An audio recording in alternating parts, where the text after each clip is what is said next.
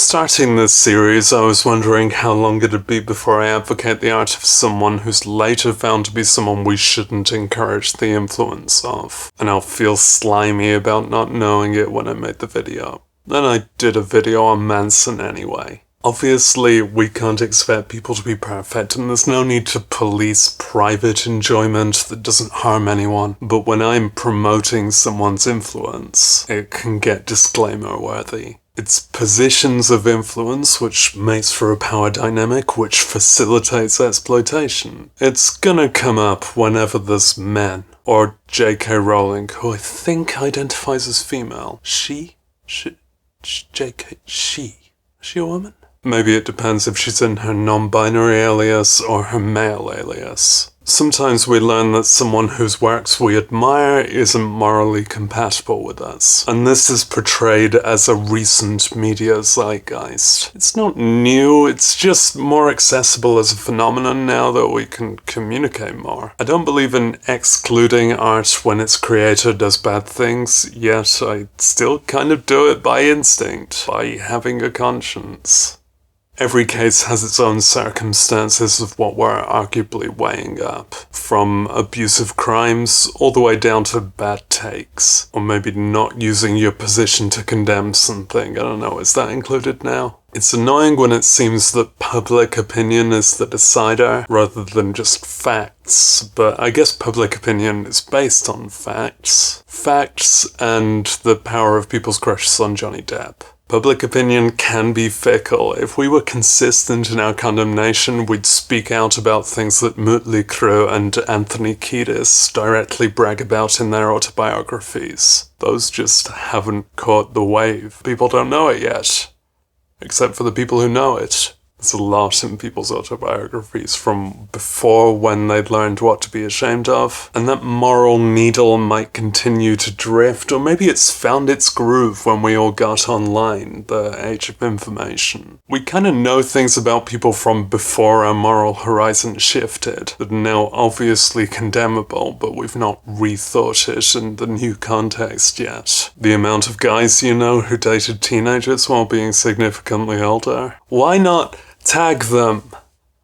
I mean, ankle bracelet. Tag them with an ankle bracelet. Fucking teens is gonna be a big one in rock music. I'd hope that happens less now, but online messaging obviously happens more now. People now come for David Bowie, with whose music I obviously have a long-term allegiance. He famously toyed with fascism in the mid-1970s, and not to the extent that punks did. The more lingering crime is that he fucked a 15-year-old when he was 26, which I believe is true. I believe we're miscasting 21st century morality on one of the missteps of the sexual revolution that seemed transgressive at the time to say that, but it's true. It doesn't mean he remained a danger as a person, but he crossed one of our moral lines. Definitely now, maybe then. You can grow up younger than me and have that be the very first thing you know about Bowie, and that's reason to dismiss his entire oeuvre. And I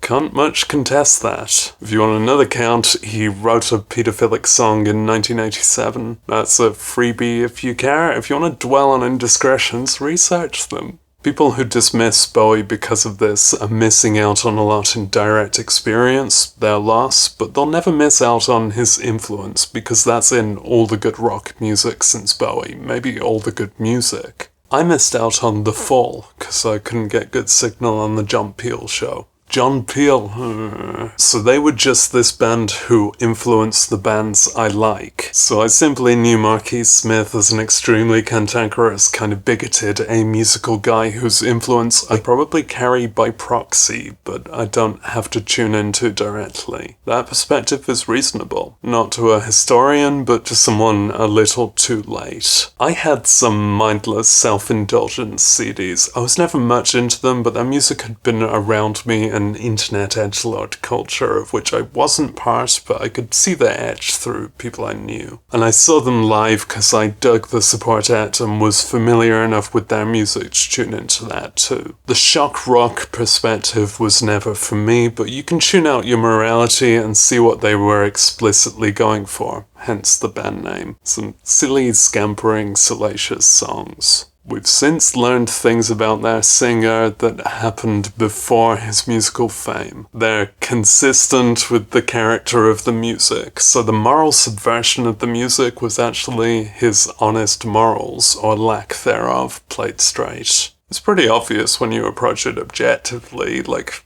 Marilyn Manson, but it's not always the case. Paired with the absolute shallowness of MSI's music, it's very easy to dismiss the whole discography and much more difficult to contrive enjoyment from it. Even though the music's not changed, I do still get some of their singles in my head occasionally. The music didn't change, but external awareness did, and that's a valid contributor to our perception, despite being a separate element from the music. The same could be said of Brand New, or the dozens of other singers who write whiny lyrics to get teenagers to fancy them, then abuse that power. Brand New were also a thing I picked up through a friend, kinda as an assignment for starting a band, what I should be writing like. But I only really liked the one album. I feel like I'm being defensive to say I wasn't much into these ones, but really I'm being honest. I've said the ones that I'm more into. We learned things about the Brand New singy guy, and my moral decision has currently plateaued at forget them,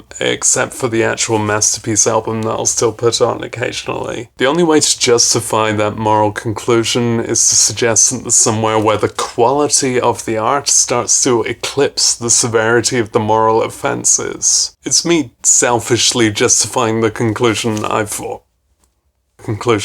already reached. That transactional philosophy feels unwise, and yet offences can be slight and music can be great. But it's fallacious that we put these two together on a single axis, like good place points for music quality and bad place points for grooming teens. The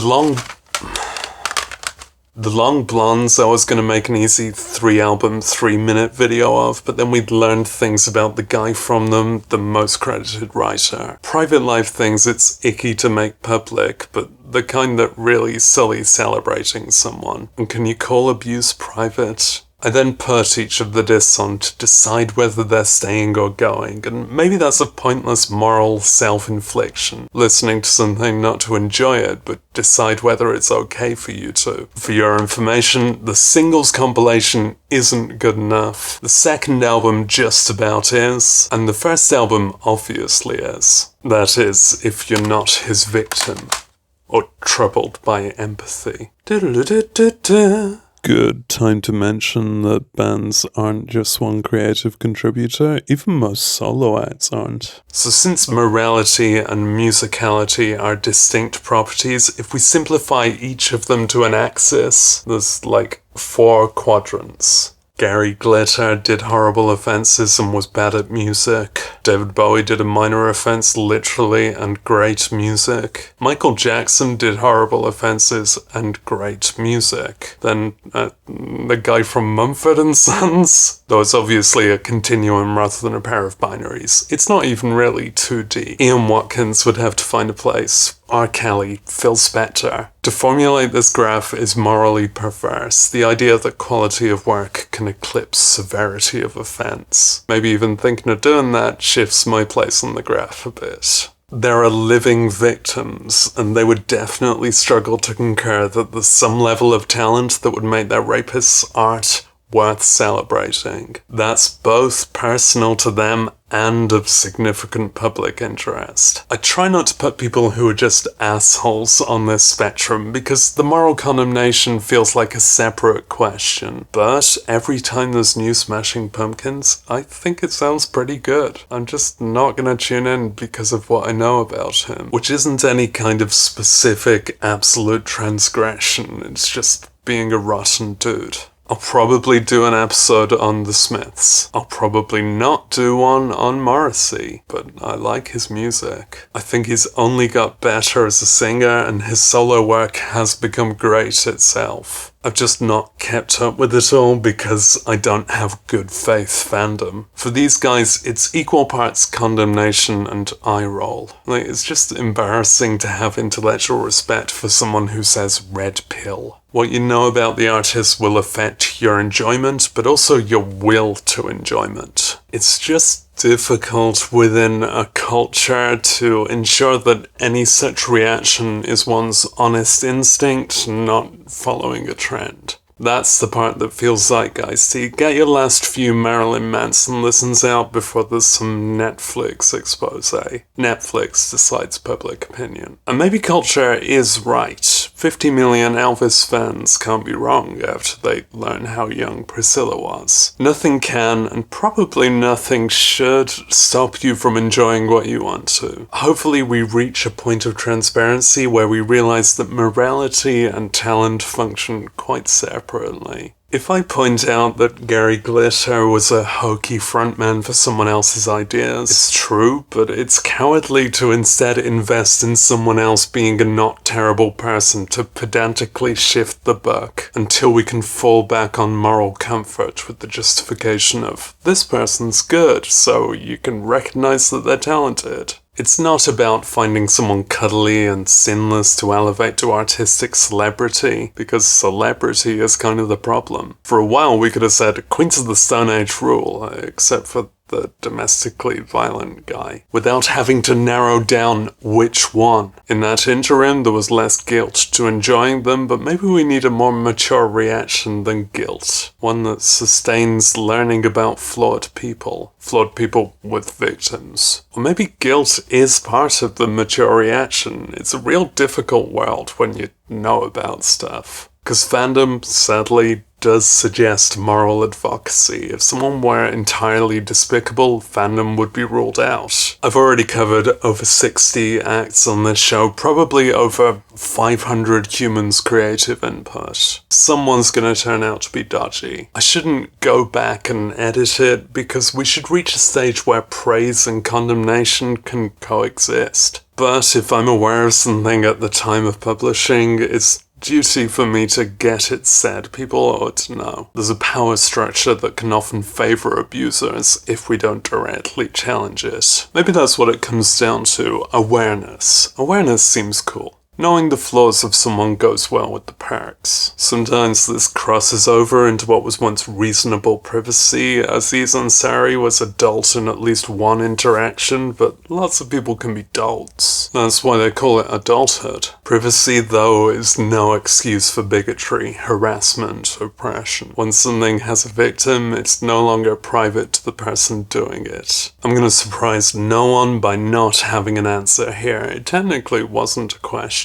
We're still learning as a culture. I don't demand moral perfection from anyone, but maybe just to not cause harm. Did you try that? As fans, I think saying what we know will confront ignorance, and that's our main responsibility. Hopefully not as gossip or schadenfreude, hopefully just as clarity.